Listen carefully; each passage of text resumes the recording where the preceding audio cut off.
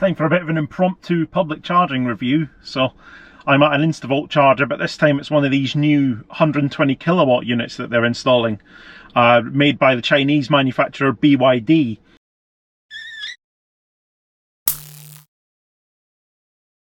And they look a bit like this if you haven't seen them before. So up until now, InstaVolt primarily used either tritium or ChargePoint units, and these seem to be what they're installing now in all their latest sites. I'm not sure why that is. I don't know whether they've got a good deal on them, or supply means that these are more available, in the global market where things are hard to get a hold of.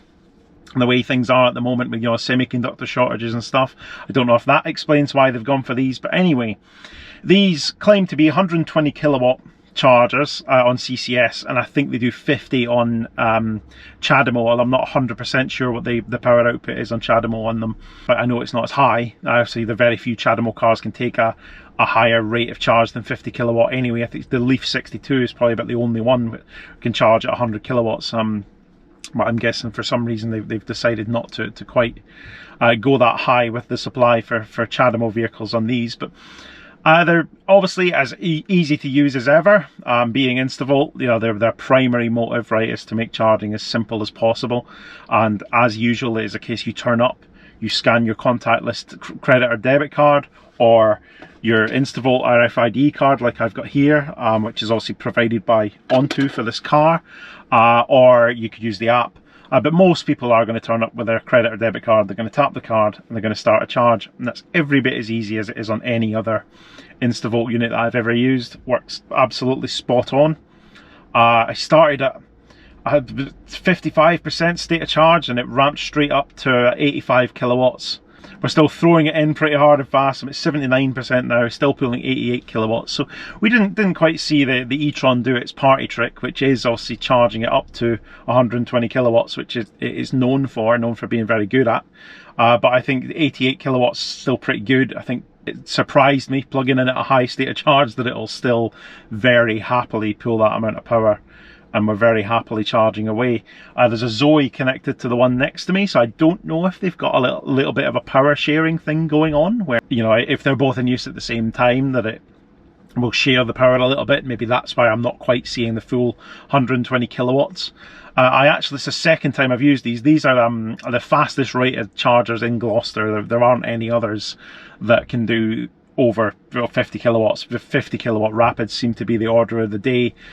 See quite a lot of sort of older installations. There's the InstaVolts that I used in a previous video, there's some Osprey chargers, and they're all around the 50 kilowatt mark. There doesn't seem to be anything faster apart from these ones.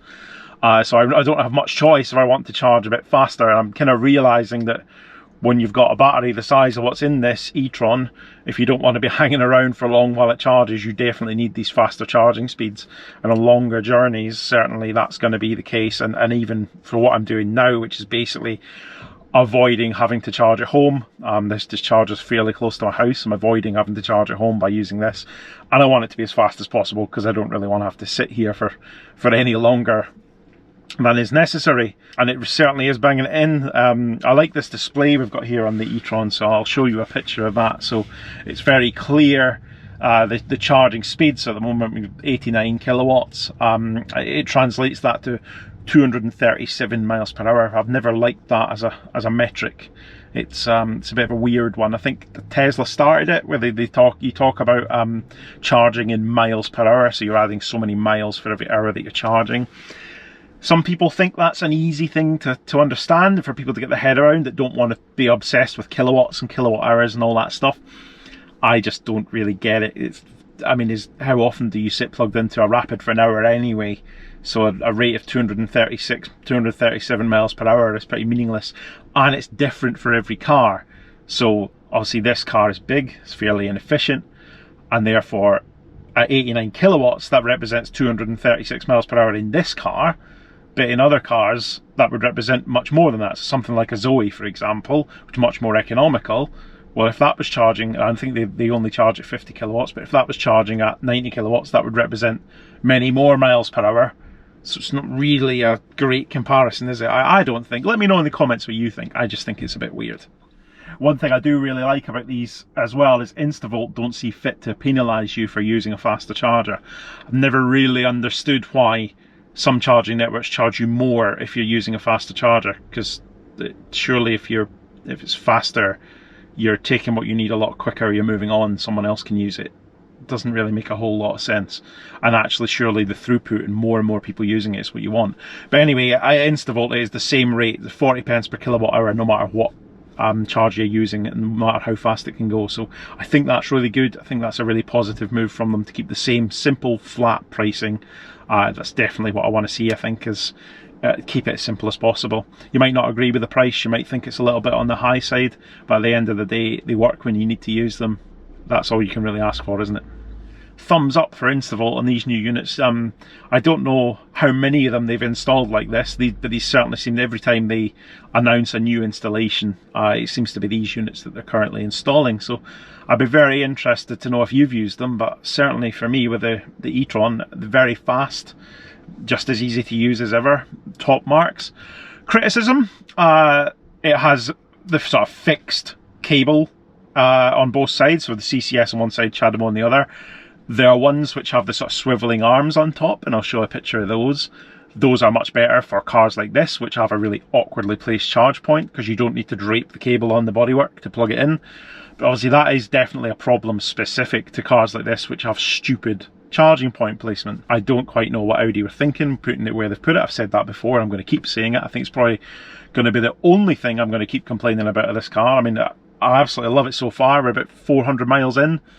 It's difficult to find anything I don't like about it. I've talked about the regen stuff in a previous video, but really the charging port placement has to be the biggest bugbear with it.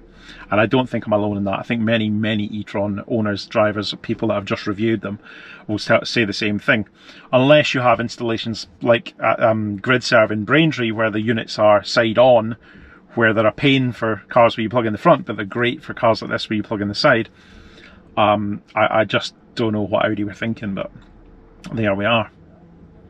It's a little bit weird as I'm talking to you now, so we're at 87% now, and it's actually showing 90 kilowatts now, so it's going up, which is bizarre, you know, as we get towards 90% plus, was where you would expect it to completely fall off a cliff.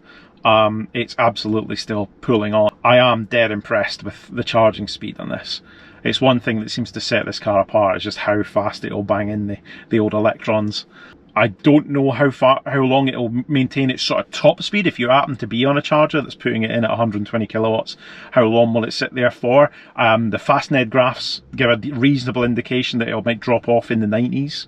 And obviously on a 50 kilowatt charger, it seems to be able to just go all the way till the end, which is absolutely crazy. But yeah, that was it really for this video. Just a bit of an impromptu quick review of these new InstaVolt 120 kilowatt chargers.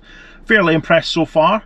Would have been nice to see that full 120 kilowatt rate out of it, but as we all know, charging speed is very difficult to nail down, and the reasons for maybe seeing slower rates. I mentioned on Twitter that I'd used the other unit here, the second one, the first one, and I'm using the second one now, and I'd only seen sort of 60 kilowatt-ish out of it. And someone was of the opinion that perhaps these chargers could only do the full rate for 800 volt cars and not for 400 volt architecture cars like the e-Tron. But that doesn't seem to be the case. I found a datasheet online, and apparently at 400 volts they'll do 120 kilowatts as well. So we're not seeing the full rate. Not sure. Grid supply issues, or the fact that I am sharing with this car that's parked next to me.